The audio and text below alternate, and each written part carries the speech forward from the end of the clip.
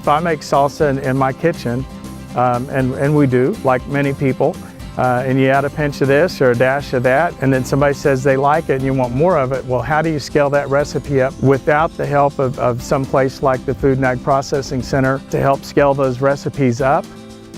Small things just like that, the packaging aspects of it, the distribution, the whole thought process that a business has to go in from start to hopefully finish.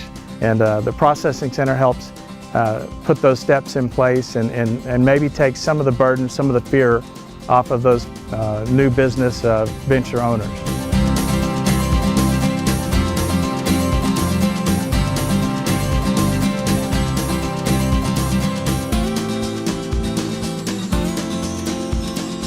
We support the food industry in the state with products and services, and that we also are a resource for on-campus education for students and graduate students. Well, the Food and Ag Products Center is a technical assistance unit located on the campus at OSU. We have pilot plant facilities, we have research faculty. We do everything from product development through getting new companies, entrepreneurs to market for their project. We've established a good reputation with all of our partners in the state. I think that the Food and Ag Products Center was launched with a tremendous vision of helping value-added food and agricultural companies across the state, but no one really had an idea how it actually would flesh out.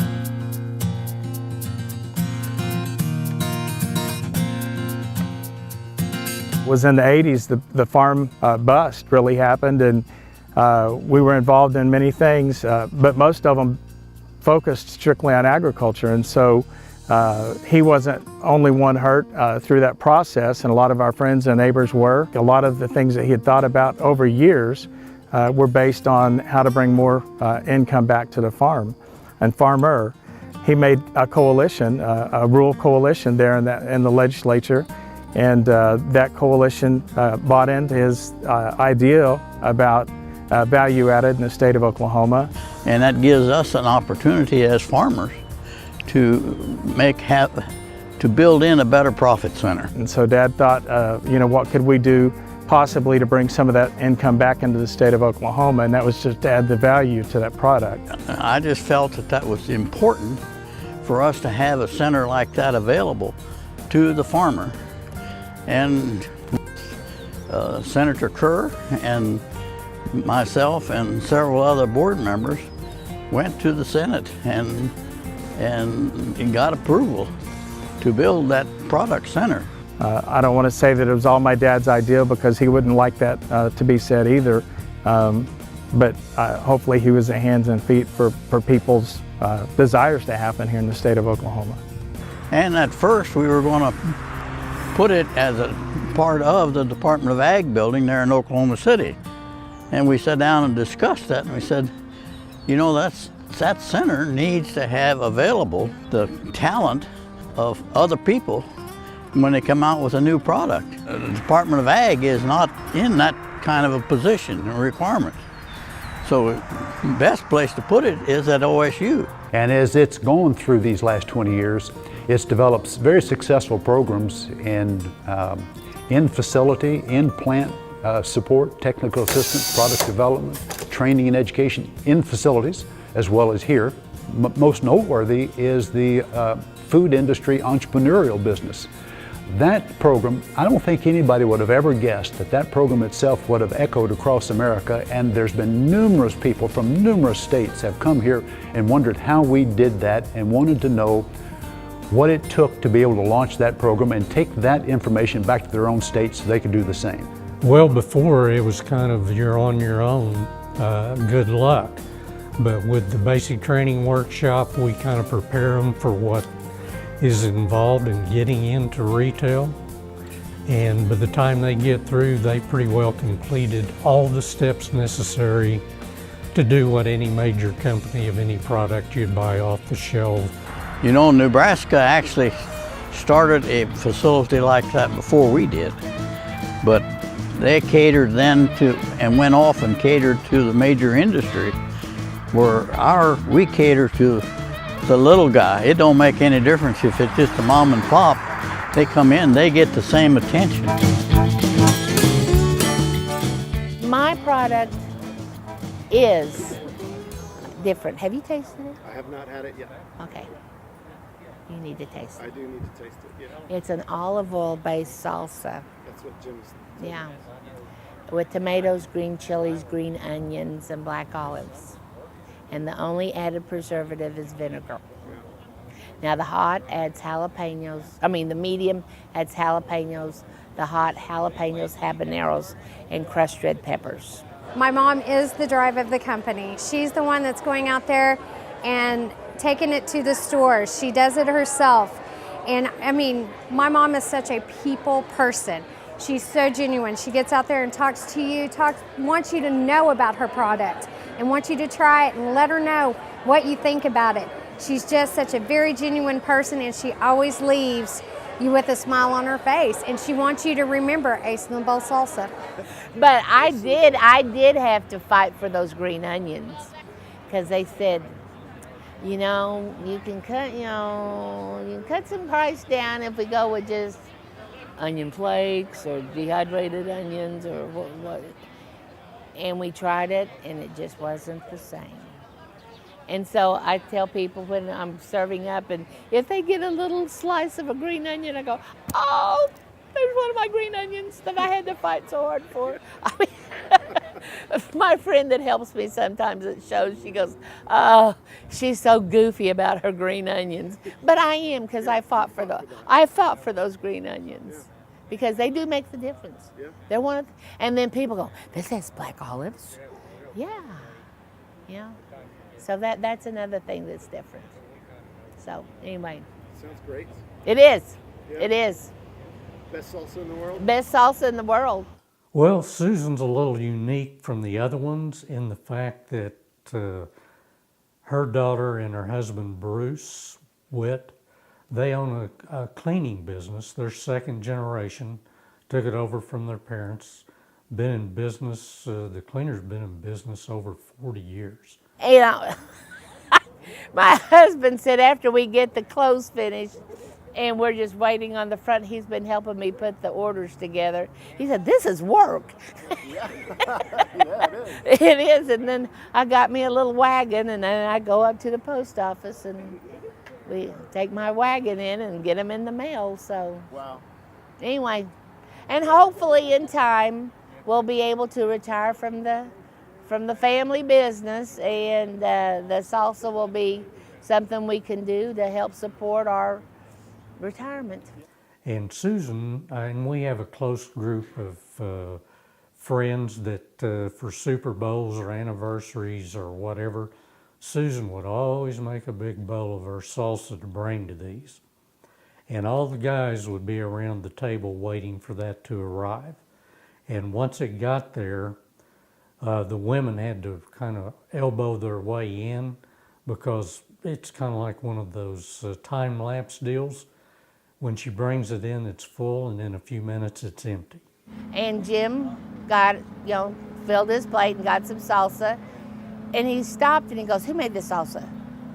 And Bruce said Susan did, and he goes, Susan, have you ever thought of marketing this? And of course no. Anyway, so that was 20 years ago. So after practically begging Susan, got her to come to a basic training workshop. And once she got there and heard about all the other people, because they're all very similar, they've got this product and people have told them, and they have the confidence that it's going to work. After she went to that workshop, I think a light came on. I can do this. And so we're getting into the third year now with her. They have a wealth of people that are knowledgeable, that are eager to help. Even the professors, Dr. McGlynn's office, they're all just wonderful. Wonderful to help you with any kind of questions that you have. And it's just an opportunity that we here in Oklahoma are very, very fortunate to have. Very, very fortunate. It's the Robert M. Kerr Food and Agricultural Products Center. The Food Center is there to help both agriculture and it's there to help existing business. We do a lot of new product development. We help them with formulations and recipes. We have a pilot plant that is very similar to any food establishment you would walk in, except instead of making 20 or 2,000 pound, 3,000 pound batches, we have pilot equipment where you can make 20 or 30 pounds.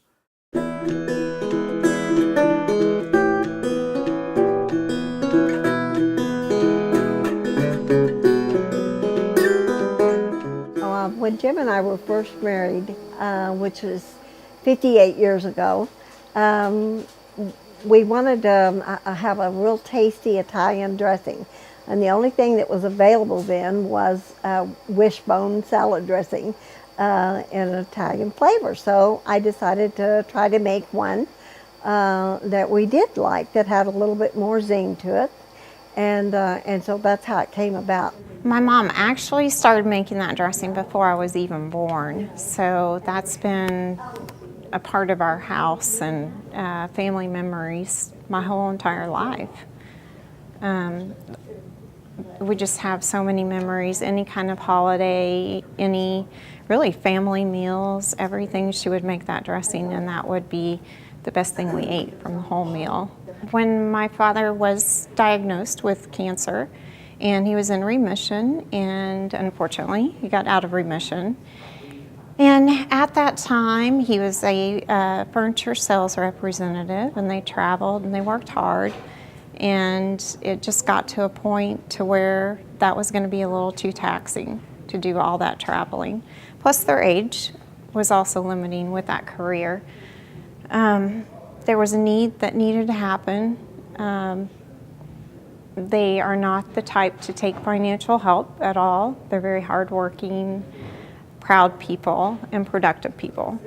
And so my mom and I said, we've got to think of something. We've got to think of something that you can do. And she applied for a few jobs and was turned down. And so I prayed about it. And I thought, okay, you know, what is it we can do to keep integrity intact and sense of purpose? I called my mom the next day after thinking about it, and I said, Mom, it's your dressing. You know, you make a beautiful thing that so many people have enjoyed, and it's a gift that you have. So there you go. That's what we need to do. We need to start selling your salad dressing. What was her reaction to that idea? She said, Brooke, she said, I just don't know about that. And I said, well, what is it you don't know about? And she said, I just don't know if people will like it. And that, of course, was about the same time that we found out. You know, we knew what was going on with my father, and she talked to him about it, and he got really excited, very excited. And I think that was contagious to her. I think it gave her the confidence to say, okay, let's do it. Our day at the workshop, we arrived early that morning, and they had coffee ready for us and a room full of people, all just like we were, you know, just not real sure about, am I really going to do this or am I not? But we were all thrilled to death. I remember one of the first questions they asked was, who would you, if you could sell to anybody, who would you like to sell for? So we all raised our hand and said Walmart. So then they proceeded to, you know, start from the very beginning after we all, you know, told what our product was and kind of the direction we wanted to take it. And they had an agenda and a book, which they gave us. And we followed through every category, all the processes of beginning your own business. And it wasn't just about making your product, but it was about what all it would take to really go into business. So it really gave you a very clear picture that this was just not a fun project that you were going to step up and do. You know, it wasn't like all the girls getting together and making up a big recipe of something. It was a very serious undertaking.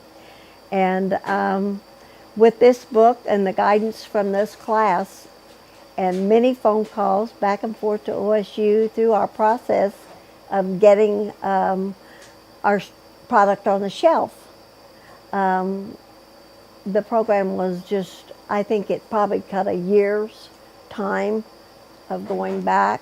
There's a certain order that you need to do your process in, and that gave you a pathway to follow that we ordinarily would have just, you know, started just probably with a label, because that would have been fun, you know.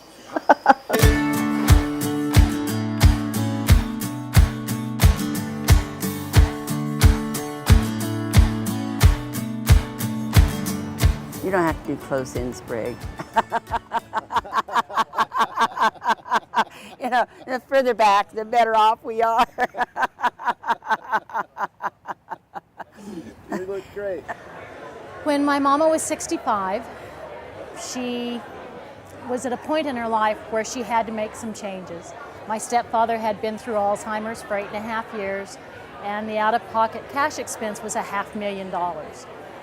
When you go through that kind of a situation at that point in your life, everything changes. There's no longer the well-laid plans that you had or that the both of you had made together.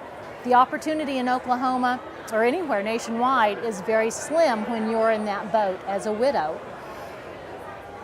She had been making her Scotch bonnet pepper jelly for about 30 years. She'd learned to do it in Jamaica when she was there with Project Hope.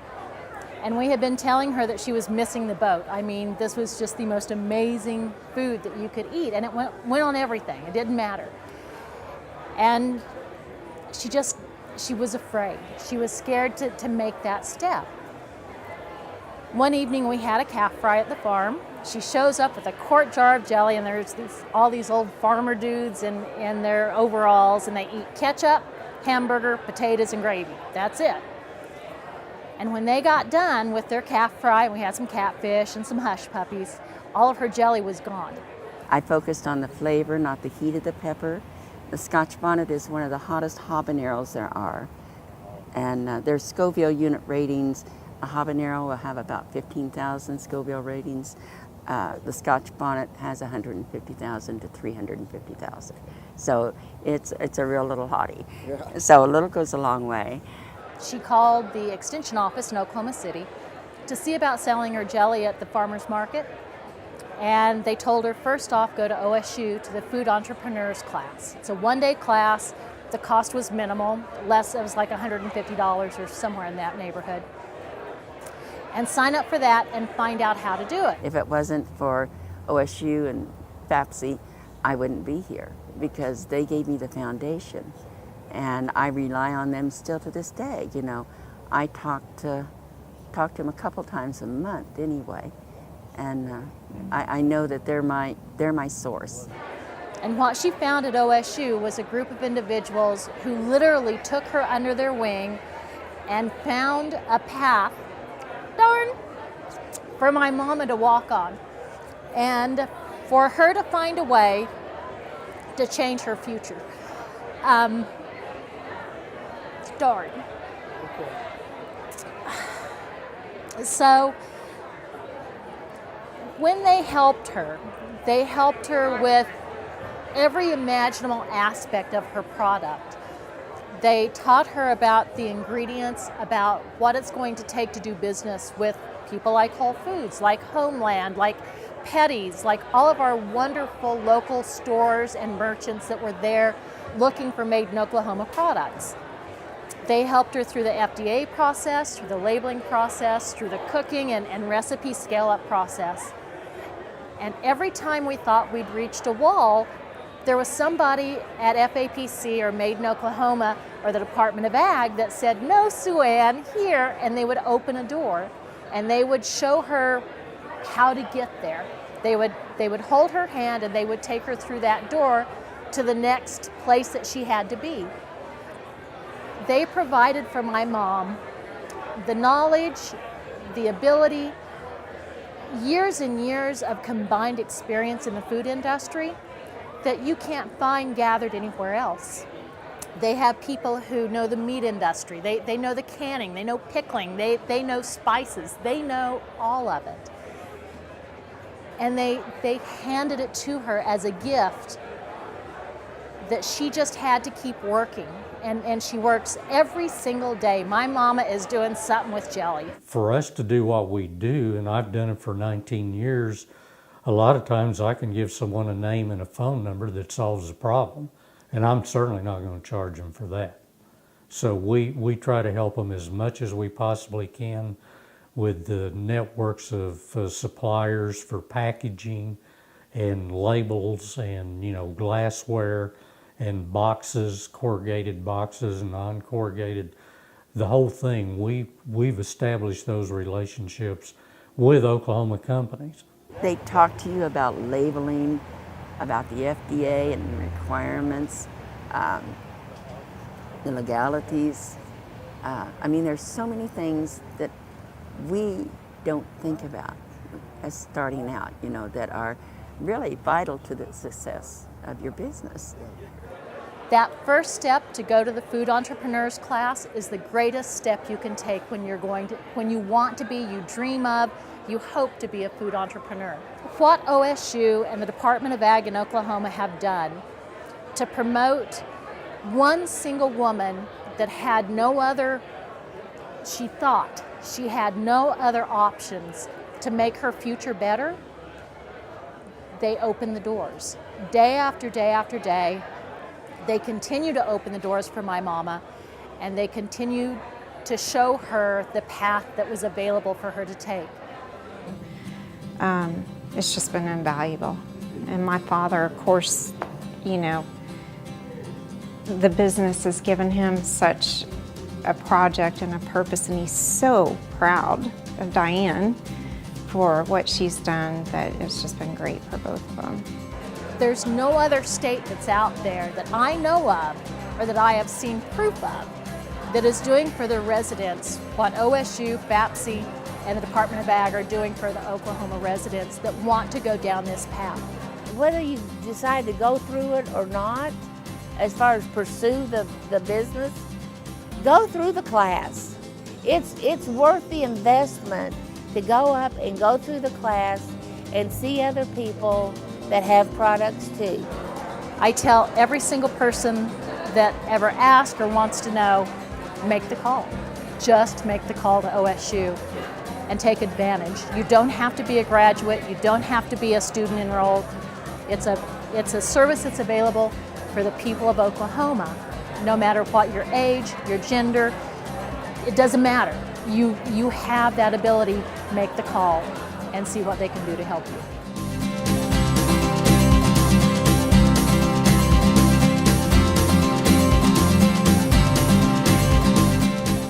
And these different industries that the center has worked with, they have been able to grow. The businesses that we've helped, again, they add new employees, it helps the economy. We've seen pretty consistent growth every single year, and I think there's been several thousands, probably 18,000 new jobs created over that period of time. But it's exciting at the same time to see the opportunities that we're trying to help further his idea of helping businesses and industry grow in the state of Oklahoma. And so I'm excited about the future of the center too. If we didn't have the center there, the state of Oklahoma would not be able to attract in to our state different industries that we've been able to help and help to grow. I think economically it's been a blessing to the state probably over the last 10 years in particular. So we've had a tremendous impact through the years and have developed the food industry in the state to compete with anybody, any other state in America. You got a lot of good people put together there Food and Agriculture Center that makes it happen. They make it happen. And we're very fortunate to have that. I think it's a little bit of a hidden secret here in the state of Oklahoma that people just don't know that. We've trained, offer training and education programs for their employees, and we do that here as well as in their own facilities. We do it by the numbers, we do it in classroom, we do that in a variety of ways that impacts the industry and has helped the industry grow. I think OSU has done a tremendously good job on producing that Food and Agriculture Center. I think he'd be really excited. He'd be proud. He was a humble guy, and for the center to be named after him and the good that it's done, hopefully for people, he'd be proud of that.